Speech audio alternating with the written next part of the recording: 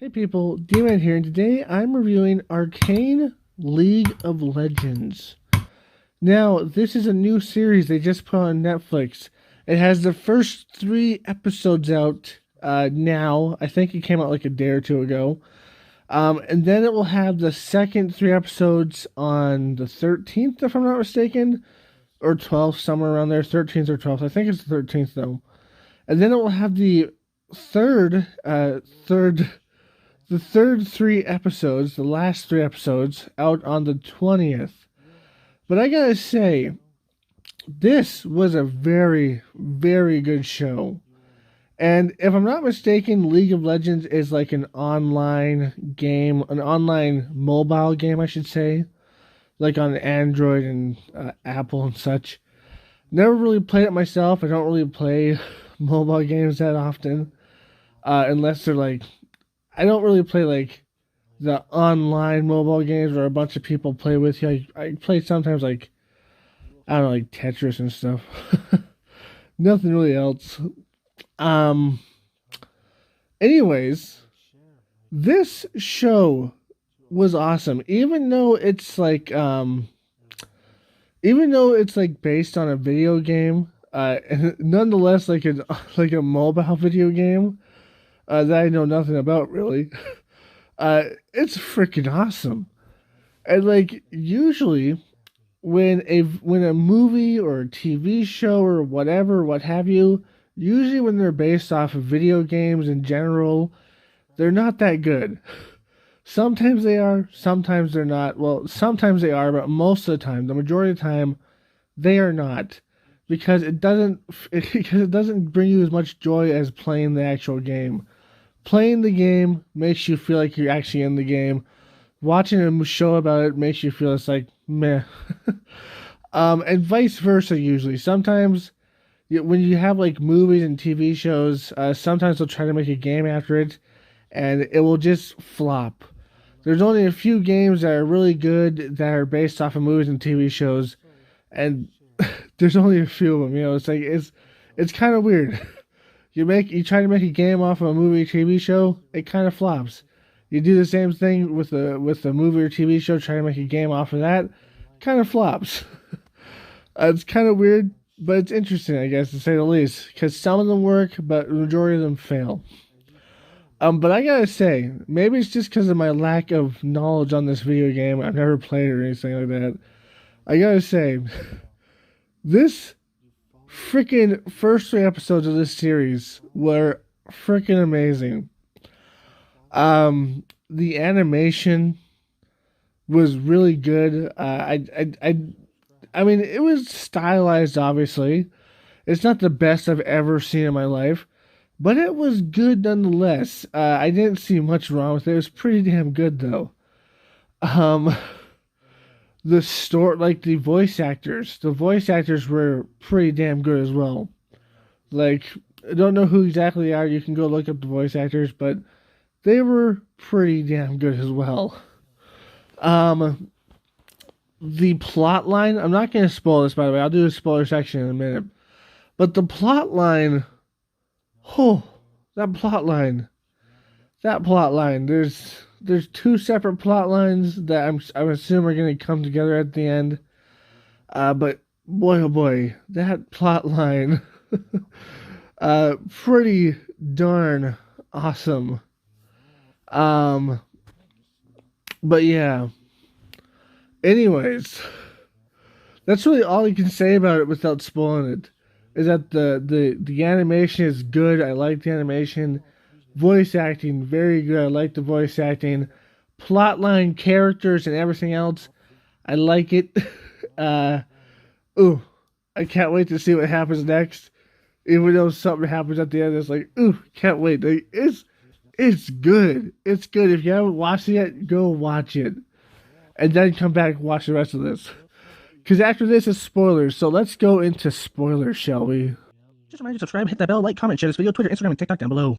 So, spoiler alert. The way this starts off is on a bridge. There's a war happening. 2 children are there. Our main protagonists um, two little girls, and a man killing a soldier. And then the man stops killing the soldier, walks up to his little girls, and decides to save them, walking away from the battlefield. And the other soldiers just decide to let it slide and let him leave with these two children.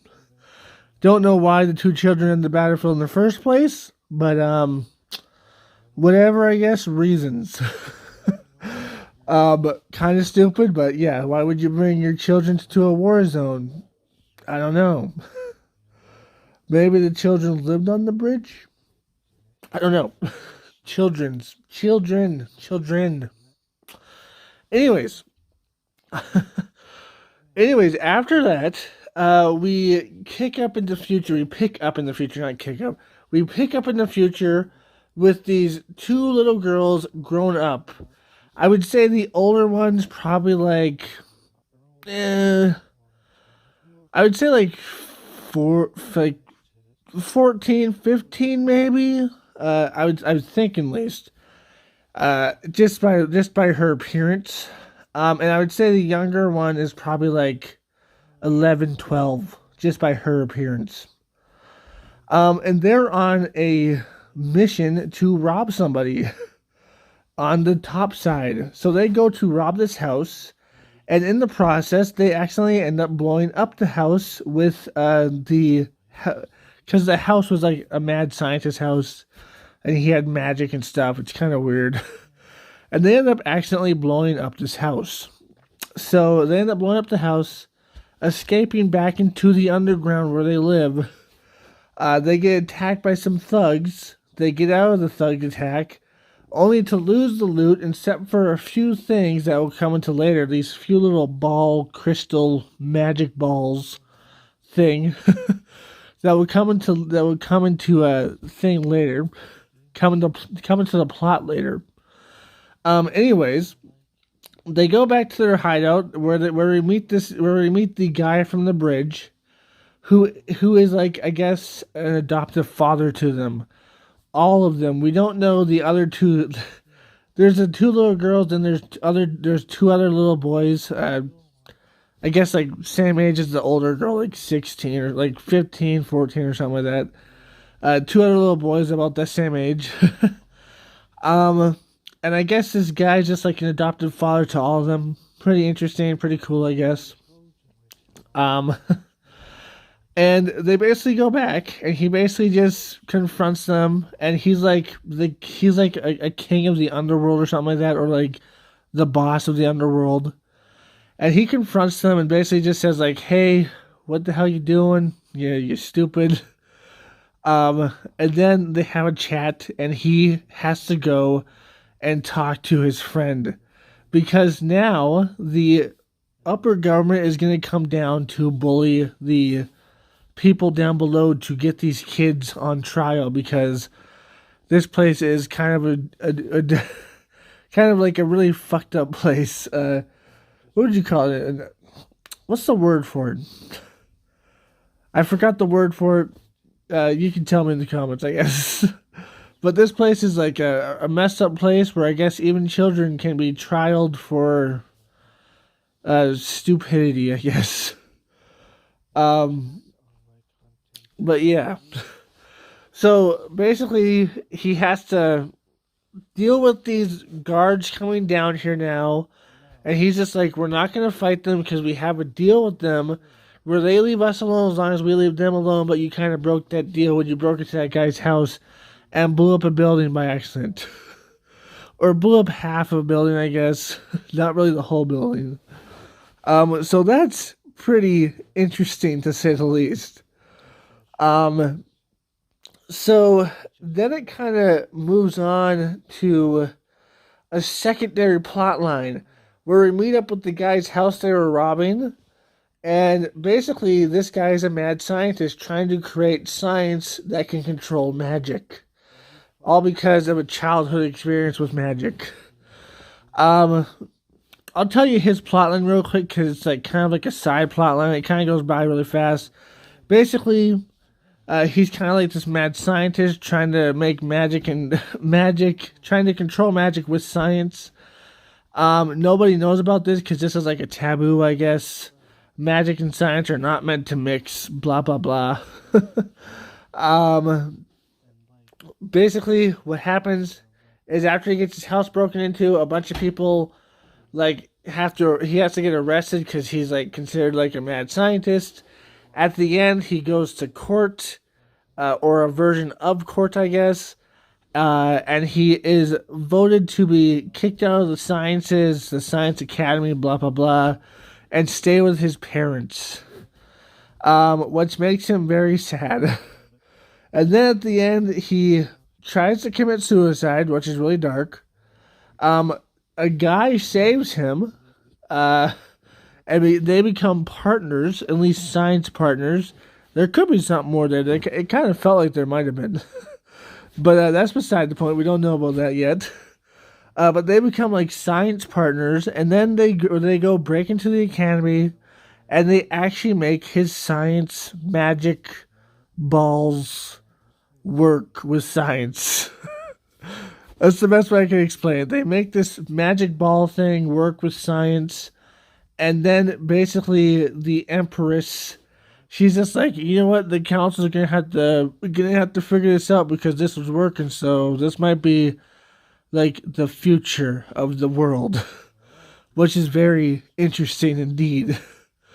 Um, Anyways, so that's that one whole plot. I'm sure it will come into like relevance eventually. Who knows though?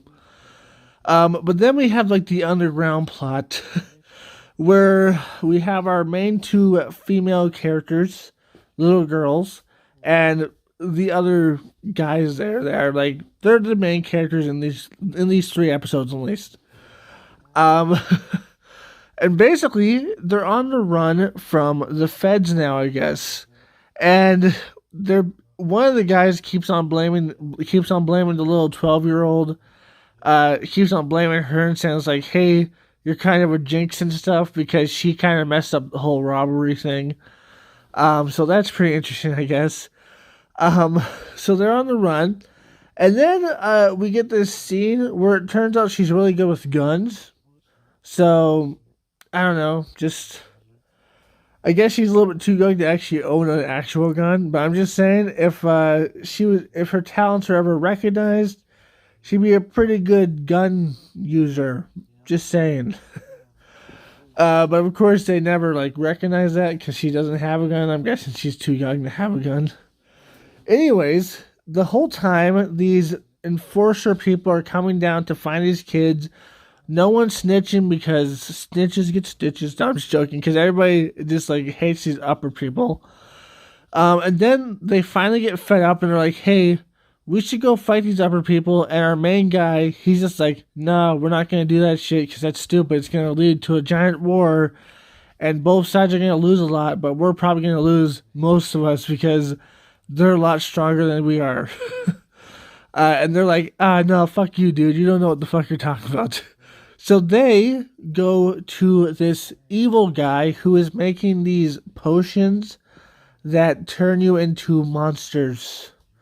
I'm guessing that's like technically science and magic together too. It's like this monstrous potion that's making people into monsters, into their deepest monsters, yet somehow still have their brains to them so they can still think. So interesting, I guess. Um, so this evil guy, he wants to invade the top side. Maybe not destroy it, but just enough to let them know to fear him and not to fuck with the underside anymore, you know? Just enough to be like, hey, you better fear us and don't fuck with us anymore. If don't fuck with us anymore, or else you're gonna be.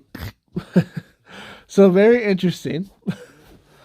Um, so this all leads up to like we have these enforcers. There are two main enforcers. There's like this old lady who's working with the main guy. She's like, hey, just give us the kids and you can go free. Like, and he's just like, no, I'm not gonna do that. And she's just like, okay, we're just gonna keep on coming back down here till you do. That's just how it's gonna have to work. He's like, I know, we'll figure it out. And she's trying to help. She's trying to be like the good guy. And then we have like this younger guy who's kind of like a punk, and he's kind of just like, hey, I want to do my job good. I want to get like good stuff. I want to do all this stuff good. So he ends up going to the evil guy and basically asking him for help.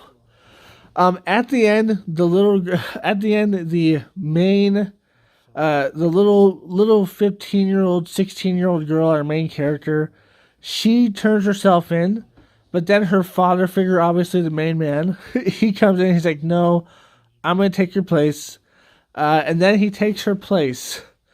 And as they're leaving, the evil guy attacks with his evil monster, and it basically murders them all, except for the douchey the douchey guard who wanted to do pretty much everything fucked uply because he's so douchey.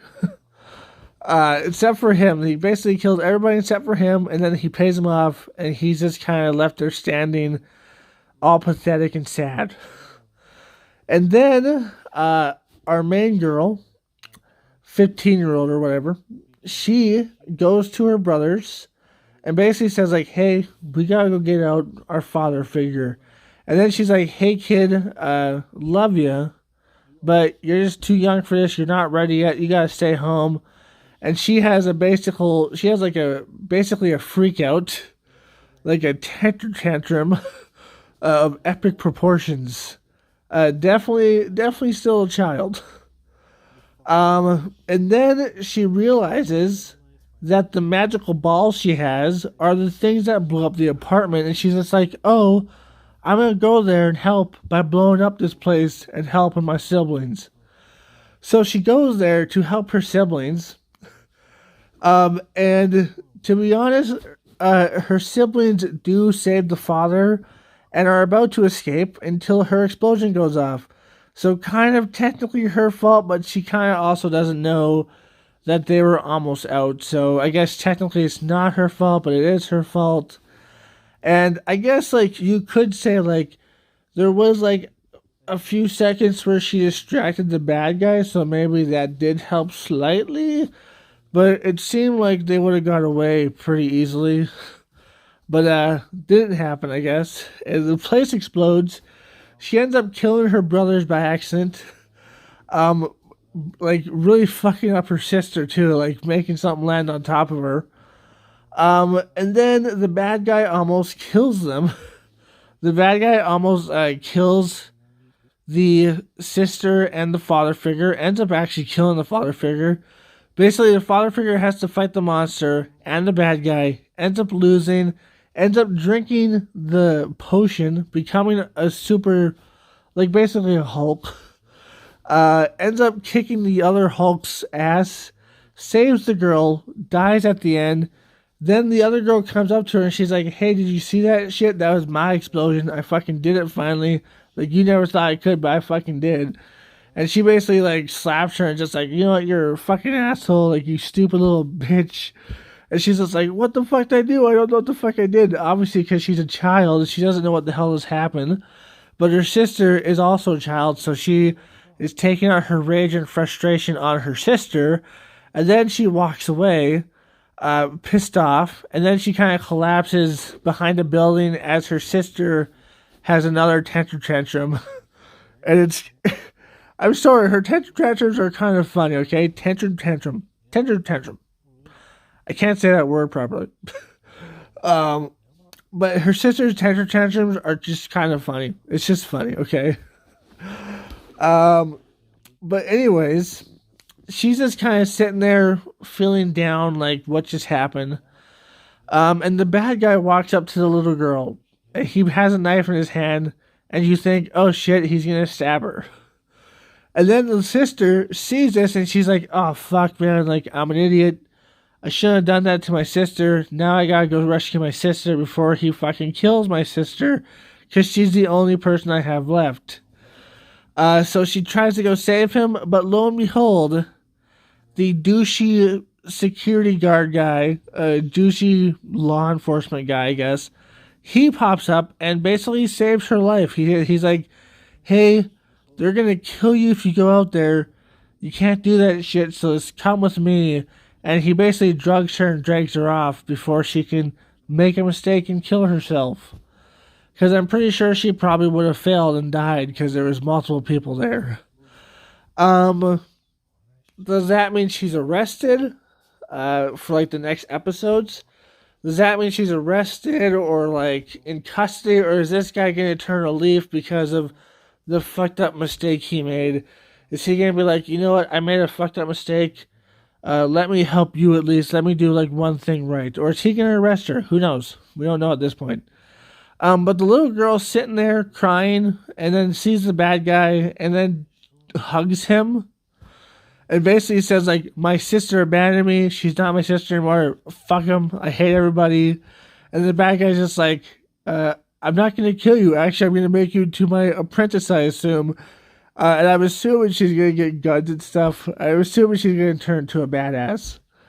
Um, and he's just like basically like, you know what? You're right. They are fucked up. Let us kick their asses together. And I'm assuming she's gonna become like his perfect little prodigy, and she's gonna tell him how she made that explosion, and they're gonna work together on guns and weapons and just really messed up things, and they're gonna attack the surface eventually. And I'm assuming the sister will be on the surface with this guy. I don't know if she's gonna go to jail. I think she's probably not. She's probably gonna be held by this douchebag now turned into a good bag. I don't know. I assume he's gonna turn to a good leaf, I guess. And he's gonna help her and probably like enroll her in some academy. I don't know. I don't know the story. I'm just assuming at this point. All I know is I freaking liked it. It was awesome. Can't wait till those next episodes. Like, ooh, good story, man. I liked it. I liked it. Anyways, hope you enjoyed this. If you did, like, comment, subscribe, and share. Hit that bell notification. That's the best way to get my channel. Link down below to my Twitter, Instagram, and TikTok. And as always, my friends, stay sane. Peace. Just remind you to subscribe, hit that bell, like, comment, and share this video. Twitter, Instagram, and TikTok down below. Shadow, my baby, I love you so much. You're my baby. And you love to sleep in the bathtub. 'Cause you're a weirdo. Shadow, look over here, buddy. Look over here.